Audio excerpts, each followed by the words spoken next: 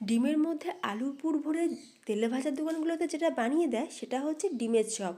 তবে আজ আমি কলকাতার অতি পুরনো কেবিন নিরঞ্জনাগারের বিখ্যাত রেসিপি ডিমের ডেভিল একদম সঠিকভাবে আর সঠিক পদ্ধতিতে বানিয়ে দেখাবো। তবে হ্যাঁ, স্কিপ করলেই মিস, কারণ কোন সময় কোন মশলা দিতে হবে সেটা যদি সঠিকভাবে জানা না থাকে তাহলে ডিমের ডেভিল পারফেক্ট তৈরি হবে না। চলো রেসিপি দেখে নাও।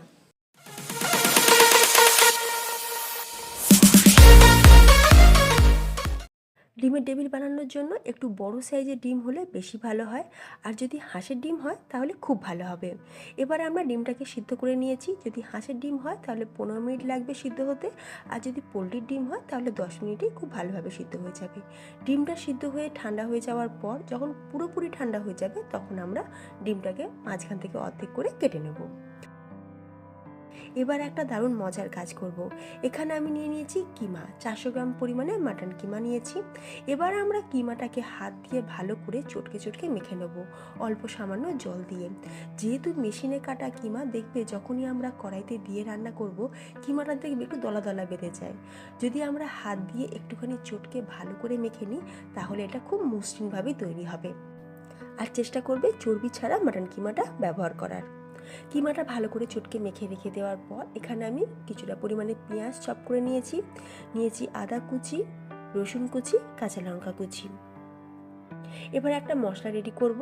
একটা বাউলের মধ্যে নিয়ে দিলাম বড় চামচের 1 চামচ হলুদ গুঁড়ো, 1 চামচ লঙ্কার গুঁড়ো, 1 চামচ কাশ্মীরি লাল লঙ্কার গুঁড়ো, ধনে গুঁড়ো দিয়ে দিলাম 1 চামচ, জিরে গুঁড়ো দিয়ে দিচ্ছি হাফ চামচ, স্বাদ অনুযায়ী নুন আর অল্প সামান্য চিনি। খুব ভালো করে মিশিয়ে নেব। মশলাটা আমাদের রেডি হয়ে গেছে। এবার চলে যাব সরাসরি রান্নাতে। গ্যাসের ওপর কড়াই বসিয়ে দিয়ে দিলাম সর্ষের তেল। তেলটা খুব ভালো করে গরম হয়ে যাওয়ার পর প্রথমে দিয়ে দিচ্ছি তেজপাতা। 4টে তেজপাতা দিয়ে দিলাম তেলের মধ্যে। এরপর কেটে রাখা পেঁয়াজটা দিয়ে দেবো। এখানে আমি 5টা মিডিয়াম সাইজের পেঁয়াজ এইভাবে চপ করে নিয়েছিলাম। প্রথমে তেলের মধ্যে পেঁয়াজটাকে দিয়ে হালকা ব্রাউন করে ভেজে নেব। পেঁয়াজটাকে দিয়ে 2 থেকে 3 মিনিট একটু ভালো করে ভেজে নেওয়ার পর এরই মধ্যে দিয়ে দিচ্ছি কুচনো আদা। বাকি জিনিসগুলো আমি এখন দেব না।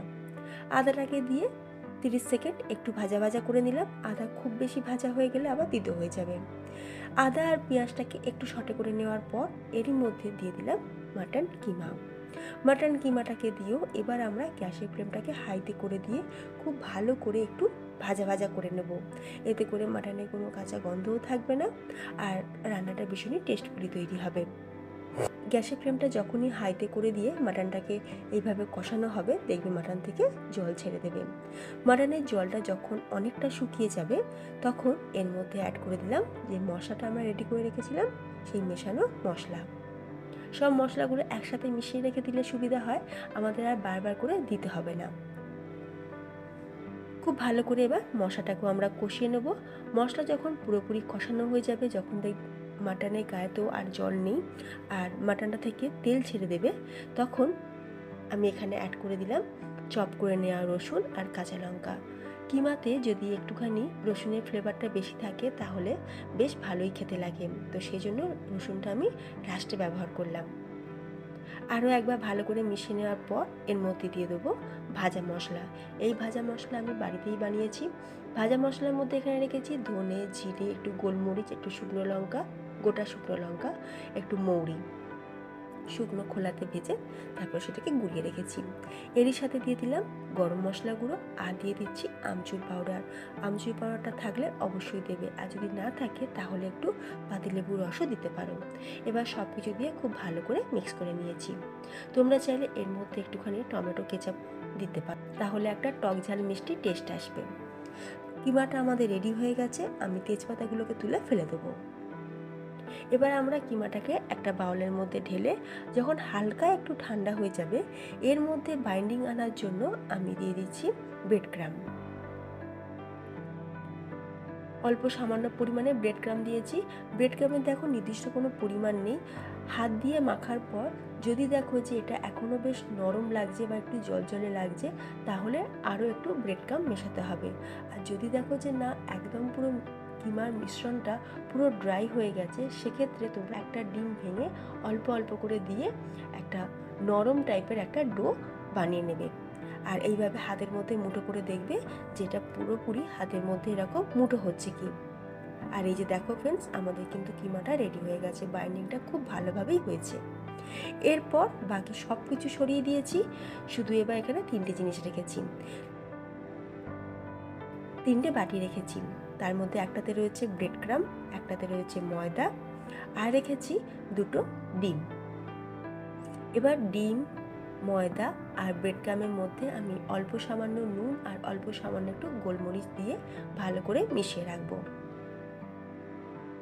এবার দেখো অল্প সামান্য কিমা হাতের মধ্যে নিয়ে এইভাবে একটুখানি শেপ দিয়ে দিলাম। আচ্ছা, এখানে বলে রাখি, তোমরা চাইলে ডিমের টেবিলটা কিন্তু অর্ধেক ডিম দিয়েও করতে পারো, তবে আমি কিন্তু আজকে গোটা ডিমের বানাবো। খেতে যেমন টেস্টি লাগবে তেমনি সাইজেও হবে একদম বিগ সাইজ, যাকে বলা হয় ডেভিল। আর ডেভিল মানেই হচ্ছে কিন্তু বৃহৎ আকৃতির, তাই ডিমের ডেভিল আজ আমি একদম গোটা গোটা ডিম দিয়েই বানাচ্ছি। কিভাবে বানাচ্ছি তোমরা ভিডিওটা খুব ভালো করে দেখতে থাকো। ডিমের মাঝখানে পুরটাকে দিয়ে এইভাবে ডিমটাকে আটকে দিলাম। তারপরে আবারও আমি হাতের মধ্যে কিছুটা পুর নিয়ে এবার এই পুরের কম্বলের মধ্যে ডিমটাকে ভালো করে জড়িয়ে নেব। যে জায়গাটা ফাঁকা দেখবে সেই জায়গাটা পুর দিয়ে কভার করে দেবে। এই যে এই জায়গাটা ফাঁকা রয়েছে, তো আমি পুর দিয়ে এই জায়গাটাও কভার করে দিচ্ছি। আর তারপরে সুন্দর করে একটা ডিমের মতন করে শেপ দেবো। ফ্রেন্ডস, তোমাদের কাছে একটা ছোট্ট রিকোয়েস্ট, রেসিপি থেকে ভালো লাগলে লাইক শেয়ার করতে ভুলো না। আর চ্যানেলে যদি নতুন বন্ধু হয়ে থাকো তাহলে চ্যানেলটি সাবস্ক্রাইব করে পাশে থাকা বেল আইকন প্রেস করে রাখবে। তোমাদের একটা লাইক আমাকে আগে এগিয়ে নিয়ে যেতে সাহায্য করে।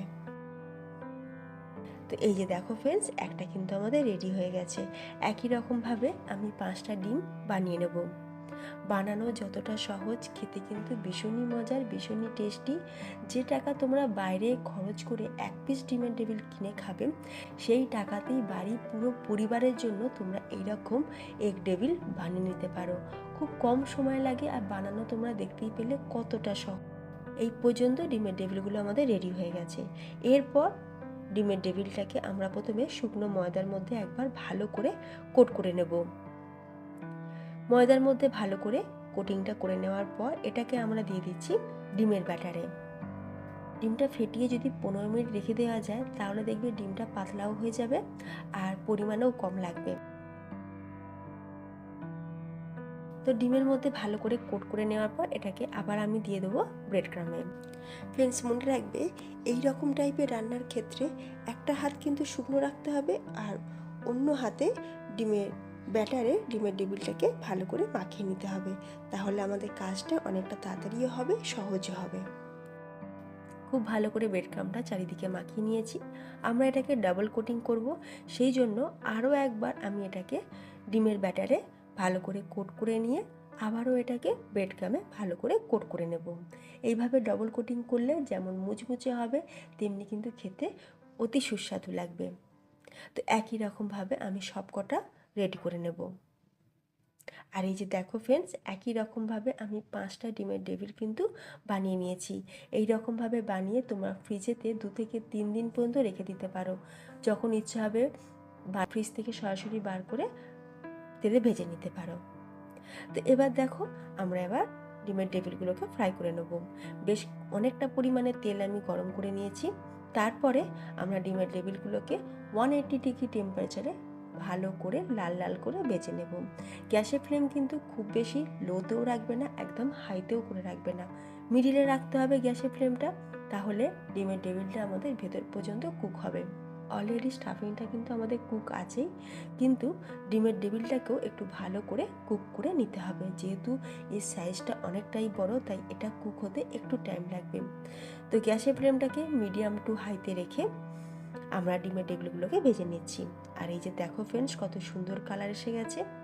তো ডিমের টেবিলগুলো আমাদের ভাজা হয়ে গেছে, আমি এবার ছাঁচা দিয়ে ছেঁকে তুলে নেব। সো ফ্রেন্ডস, তোমাদের কেমন লাগলো আজকের এই কলকাতার বিখ্যাত কেবিনের একটা বিখ্যাত রেসিপি, নিরঞ্জনাগারের বিখ্যাত ডিমের টেবিলের রেসিপি?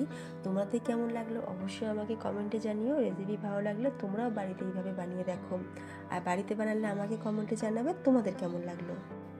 এবার আমি তোমাদের আওয়াজটাও শোনাবো, তোমরা বুঝতেই পারবে যে এটা কতটা কুড়মুড়ে হয়েছে।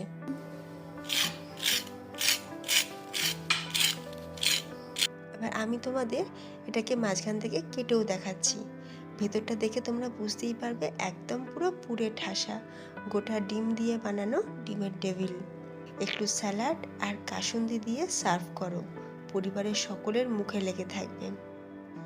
তাহলে ফ্রেন্ডস, ভিডিওটা আমি এখানেই শেষ করলাম। তোমরা সকলে ভালো থেকো, ধন্যবাদ। গ্যাসের ফ্লেম কিন্তু খুব বেশি লোতেও রাখবে না, একদম হাইতেও করে রাখবে না, মিডিলে রাখতে হবে গ্যাসের ফ্লেমটা। তাহলে ডিমের টেবিলটা আমাদের ভেতর পর্যন্ত কুক হবে। অলরেডি স্টাফিংটা কিন্তু আমাদের কুক আছেই, কিন্তু ডিমের টেবিলটাকেও একটু ভালো করে কুক করে নিতে হবে। যেহেতু এই সাইজটা অনেকটাই বড়, তাই এটা কুক হতে একটু টাইম লাগবে। তো গ্যাসের ফ্লেমটাকে মিডিয়াম টু হাইতে রেখে আমরা ডিমের টেবিলগুলোকে ভেজে নিচ্ছি। আর এই যে দেখো ফ্রেন্ডস, কত সুন্দর কালার এসে গেছে।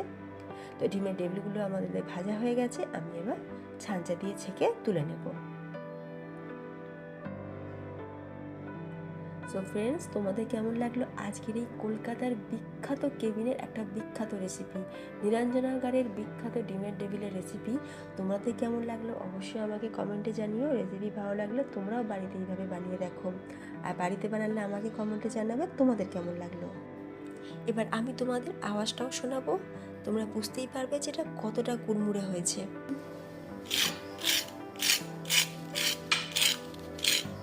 এবার আমি তোমাদের এটাকে মাঝখান থেকে কেটেও দেখাচ্ছি।